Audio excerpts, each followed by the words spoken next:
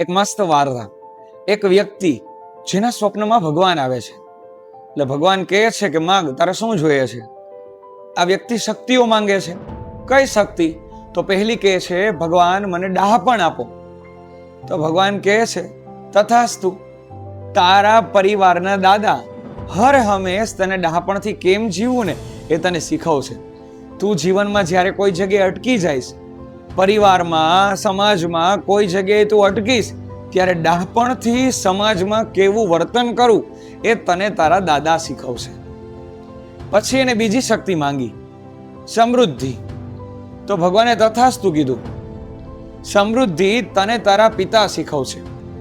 કેવી રીતે આ દુનિયામાં કર્મમાં નિષ્ઠા રાખી કોઠાસૂઝથી કેમ ધન કમાવું, અને એ પણ નીતિમત્તાથી, ક્યારેય કોઈનું ખોટું લીધા વિના કે ખોટું કર્યા વિના, એ તને તારા પિતા શીખવશે કે આ દુનિયામાં કેમ સમૃદ્ધિ તું લાવી શકીશ.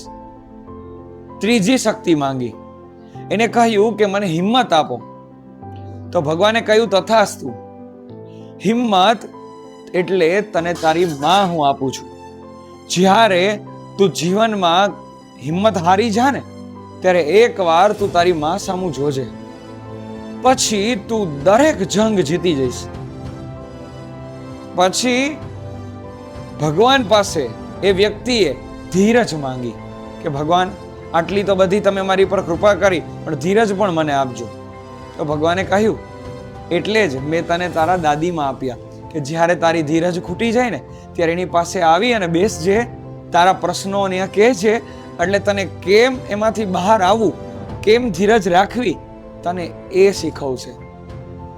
અંતે એને એવું માંગ્યું કે પ્રભુ, મને પ્રેમ અને કરુણા આપો. તો ભગવાને કહ્યું કે પ્રેમ અને કરુણા માટે કોઈ એક વ્યક્તિ નહીં, આખા પરિવારની જરૂર પડે. એટલા માટે હું તને તારો આખો પરિવાર આપું છું કે જ્યારે તું અટક ને, જ્યારે કોઈ જગ્યાએ નાસીપાસ થા ને, ત્યારે તને તારો પરિવાર મદદ કરશે અને તને પ્રેમ અને કરુણાથી ભરી દેશે. એટલે તું પાછો હસતો ખીલતો આ દુનિયામાં રહી શકીશ. આ વાર્તા આપણને શું શીખવે કે સાહેબ, જ્યારે ડહાપણની જરૂર પડે, જ્યારે સમૃદ્ધિની જરૂર પડે, હિંમતની જરૂર પડે, ધીરજની જરૂર પડે, પ્રેમ અને કરુણાની જરૂર પડે, ત્યારે છે ને ખાલી એક પરિવાર સાથે હોય ને, તો આ બધી જરૂરિયાત પૂરી થઈ જાય. અને ઈશ્વરે સાહેબ બધી જગ્યાએ નથી રહી શકતો, એટલે જ પરિવારના સભ્યોને બનાવ્યા. એટલે જ કે છે ને કે પરિવાર છે ને તો બધુંય છે, જો એ નથી ને તો લાખો ને કરોડોના બંગલાય સૂના છે. અને આ એક નથી, આવા ઘણાય દાખલાઓ છે જે આપણે અત્યારે આ સમયમાં જોઈ રહ્યા છીએ. તો બસ સ્વીકારીએ અને પરિવારની કદર કરીએ, કારણ કે એ ઈશ્વરના જ અંશ છે. તો શું કામ આપણે એની યાર પ્રેમથી નથી રહેતા?